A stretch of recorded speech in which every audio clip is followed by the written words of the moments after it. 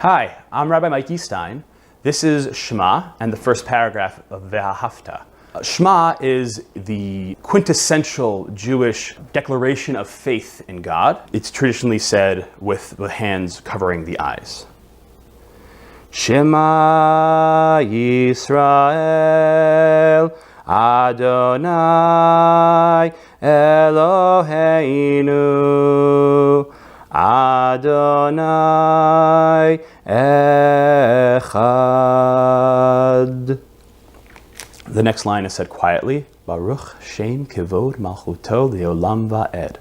And then the next paragraph, the Ve'ahavta paragraph, which talks about the requirement of loving God, begins, is read in the same manner that we read from the Torah. Ve'ahavta et Adonai Elohecha b'chol levavecha uv'chol nafshecha uv'chol meodecha ve'hayu hadivarim ha'ele asher anochi mitzavecha hayom al levavecha v'shinantam levanecha v'dibarta bam b'shiftecha b'veitecha uv'lechtecha v'derech uv'shachpecha uv'kumecha ukshartam liot al yadecha v'hayu l'totafot bein einecha uchtavtam al mezuzot beitecha uvisharecha.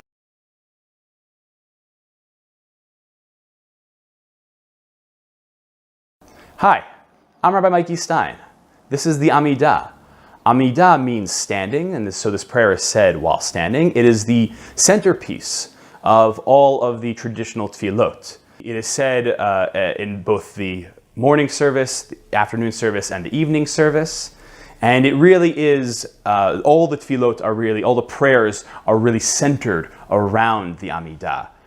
So it's the highlight of the prayer service. Some congregations say the first few blessings all together out loud, and then the prayer leader continues to say the rest of it. After the first two blessings, there is the Kedusha, which is a communal call and response prayer, which is the centerpiece of this centerpiece of prayer. The Kedusha is the heart of the Amidah. The first blessing is a praise of God for the relationship that God has forged with our ancestors, and a statement that this relationship still exists with us.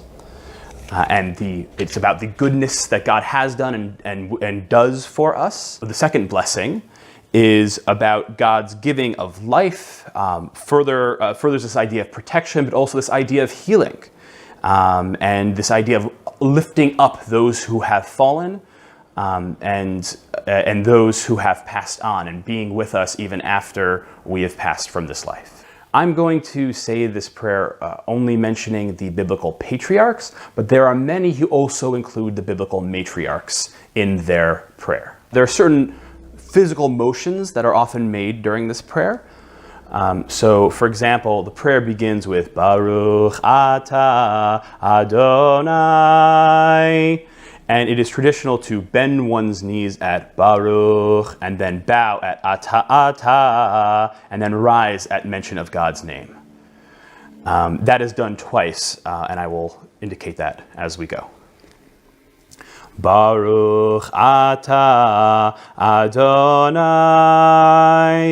Eloheinu v'Elohei Avoteinu Elohei Avraham Elohei Yitzchak Ve'Elohei Yaakov Ha'el Hagadol Hagibor V'Hanora El Elyon Gomel Chasadim Tovim V'Konei Hakol V'Zocher Chasdei Avot Umevi Goel Livnei V'Neihem Leman Shemo B'Ahava Melech Ozer U'Moshia U'Magen Baruch, bend one's knees. Ata, bow. Adonai, rise.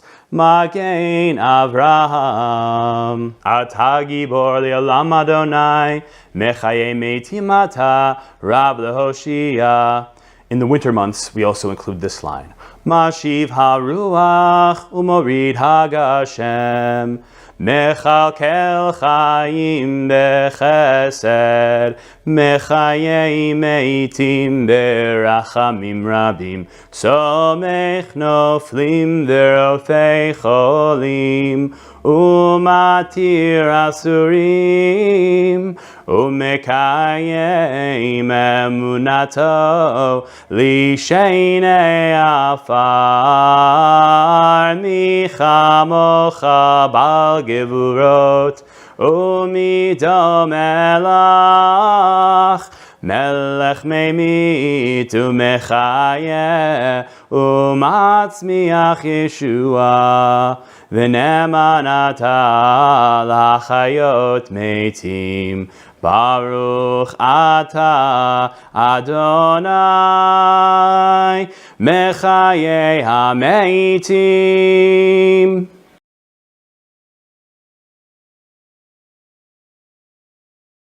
Will approach you and ask you if you'd like an aliyah. Provide your Hebrew name, your name, and the name of your father or of both your parents. In my case, Aharon Tzvi ben Yaakov v'Nechama. One wears a talit or prayer shawl when coming up to the Torah. If you're not already wearing one, make sure you put one on as you approach the Torah. When one is called to the Torah for an aliyah, one comes forward to the table from which the Torah is being read and stands to the right of the Torah reader. One begins the process of an aliyah after being called up by opening up the Torah, at which point the Torah reader will indicate to you the place where the reading begins. Take your fringes, the corner of your talit, and touch the place in the exact location or to the right margin of the place where the reader has pointed to you. Lift it to your lips and kiss it. You're now ready for the blessings. Some people have the custom to leave the Torah open for the blessings, in which case you'll want to look to the left or right or keep your eyes closed to indicate that the blessings are not actually found inside the Torah. Otherwise, one can close the Torah and then direct your eyes in any way that you wish. The blessing can be read, and I'll sing it in the traditional sing-song melody.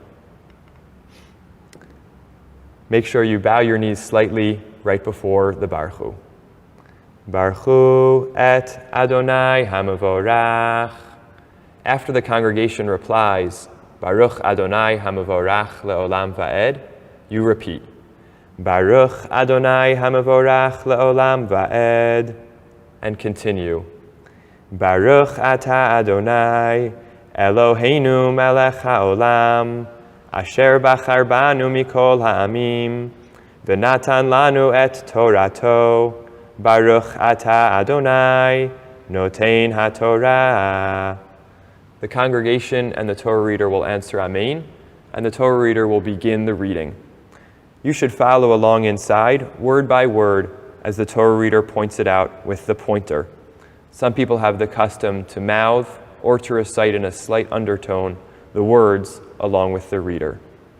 When the reading is concluded, the reader will point to you the place where he or she has concluded the reading. Again, take your fringes and touch that place right where it is or at the right margin. And again, kiss your tzitzit. Now close the Torah and recite the concluding blessing. Baruch ata Adonai, Eloheinu melech haolam, asher natan lanu Torat emet, v'chayei olam nata betocheinu, Baruch ata Adonai, notein haTorah. This is the conclusion of the Aliyah in Ashkenazic tradition. In the Sephardic custom, a few additional words of liturgy are added at the beginning and ending of the Aliyah. At the conclusion of your Aliyah, step around to the right side of the table as the next person is called. Remain at the table for the duration of their Aliyah, and when the person after that is called, you may step down and return to your seat.